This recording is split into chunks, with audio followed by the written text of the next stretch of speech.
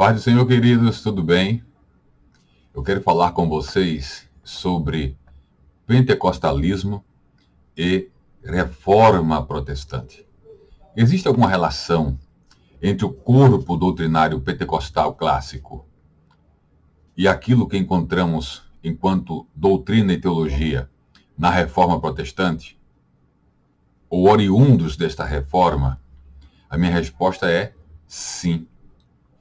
É claro que o corpo doutrinário pentecostal clássico está fundamentado nas Escrituras, na Bíblia Sagrada.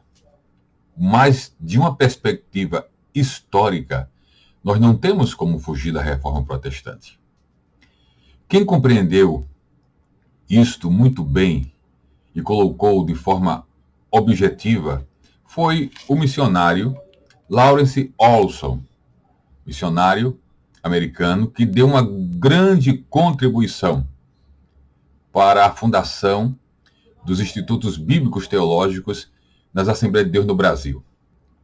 Numa das lições bíblicas escritas por Lawrence Olson, no ano de 1974, eu vou fazer algumas citações para entendermos melhor essa questão, para compreendermos que é possível, sim, conciliar essas duas verdades: a fundamentação bíblica do pentecostalismo e as suas raízes históricas, doutrinárias na reforma protestante. Por exemplo, na lição bíblica de 7 de abril de 1974, que fala sobre o plano de salvação, Lawrence Olson vai dizer o seguinte sobre a doutrina da justificação. A justificação é oferecida pela graça de Deus, conforme Romanos 3:24. É comprada por elevado preço, o sangue de Cristo. Romanos 3:25 e 26. É recebida por se aceitar os méritos de Cristo pela fé. Romanos 3:27 e 28. E aí ele conclui dizendo: foi a descoberta desta doutrina por Lutero e sua divulgação que trouxe a reforma à igreja. Essa descoberta citada por Olson certamente é uma redescoberta da doutrina da justificação. Mas os créditos ele dá a quem? Ao reformador Lutero. E mais, na lição 9 de 2 de junho de 1974, sobre a justificação, Lawrence Olson diz o seguinte: ao estudar o livro de Romanos, Lutero descobriu a grande verdade que o justo viverá pela fé. Romanos 1:17. Foi esta verdade que conduziu a Cristo, que o conduziu a Cristo.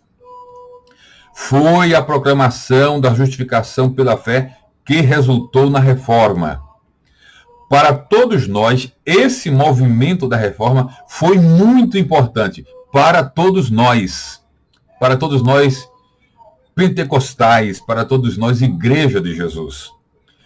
Para todos nós, todas as tradições cristãs, evangélicas e protestantes, pois devolveu à Igreja a doutrina fundamental da justificação pela fé. E aqui, a redescoberta ou a devolução da doutrina da justificação e da eleição que aconteceu onde? Na Reforma Protestante. Então, todas as vezes que nós, pentecostais, ensinamos sobre os fundamentos da doutrina da salvação que envolve justificação, que envolve eleição, historicamente, nós nos reportamos aos reformadores. Mas essa nossa crença está fundamentada, acima de tudo, nas Escrituras. Nós não temos o costume de citar frequentemente os reformadores como os reformados ou, mais especificamente, os calvinistas. Mas não podemos negar a importância da reforma, nem dos reformadores, em se tratando dessas doutrinas basilares que cremos, que professamos e que ensinamos enquanto pentecostais. Os reformadores, eles são dignos de serem citados quando necessário e do nosso reconhecimento da importância dele histórica na restauração dessas doutrinas da fé cristã. Por fim, Por fim, ainda num contexto de doutrina da salvação, e dessa feita falando sobre a eleição, na lição 2 do dia 14 de abril de 1974, olha o que Lauro C. Olson vai nos dizer. Ele vai falar sobre a relação, ou duas perspectivas em relação à eleição. A perspectiva calvinista e a perspectiva arminiana. Eu vou ler o parágrafo todo para ficar bem compreendido e entendido o contexto. Ele diz assim: em torno do assunto da eleição, tem surgido duas escolas de pensamento. Duas escolas. Os calvinistas, que seguem os pensamentos do grande reformador, ele chama grande reformador João Calvino, embora não concorde com a teologia de Calvino. Mas isso não tira os méritos da contribuição de Calvino, embora não concorde com alguns aspectos da teologia de Calvino, principalmente os aspectos relacionados à doutrina da salvação. Mas ele não deixa de reconhecer que Calvino foi um grande reformador. Por isso ele diz que seguem os pensamentos do grande reformador João Calvino, e os arminianos, que seguem os pensamentos de Jacó Armínio. Percebam que não é seguir a pessoa, é seguir as ideias difundidas por estas pessoas, que seguem os pensamentos de Jacó Armínio, outro teólogo holandês. Estamos aqui no século XVI. Calvino enfatiza a soberania de Deus, dizendo que Deus predestina incondicionalmente a todos os homens, ou para serem salvos, ou para serem condenados eternamente. É o calvinismo. Armínio criticou severamente este ponto de vista e deu ênfase ao livre-arbítrio do homem. Na realidade, Armínio deu ênfase à graça de Deus, que opera no livre-arbítrio do homem, habilitando este livre-arbítrio para crer e receber Jesus como Senhor e Salvador. Mas nós entendemos a expressão aqui de Olson. E Olson continua: e deu ênfase ao livre-arbítrio do homem, que ele mesmo, pela escolha que faz, determina o seu próprio estado eterno, com a cooperação da graça preveniente, da graça de Deus. Os presbiterianos, esse com a cooperação da graça preveniente, é acréscimo nosso aqui, para entender melhor a fala de Olson.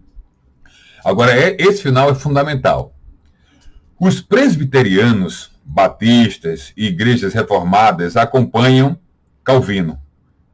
Obviamente, hoje, muitos batistas não acompanham mais, embora haja uma ala batista reformada.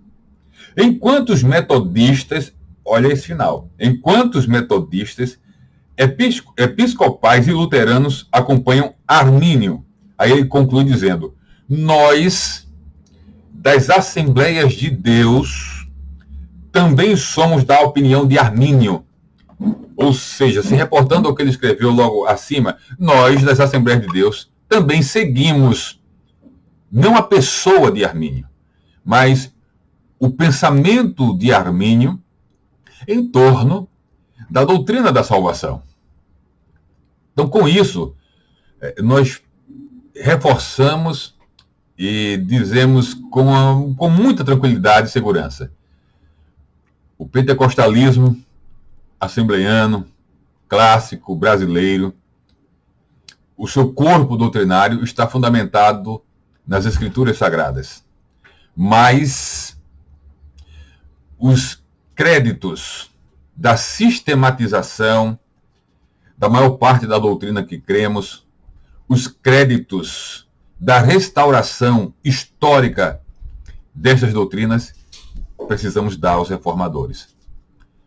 O pentecostalismo surgiu num contexto de igrejas que foram oriundas ou resultado de diversas divisões, mas que remontam à reforma protestante.